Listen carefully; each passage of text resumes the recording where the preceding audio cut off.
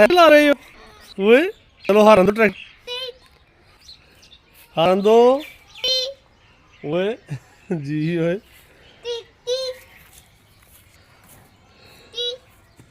सलार हैदर आने दो आगे ट्रैक्टर, आने दो आने दो।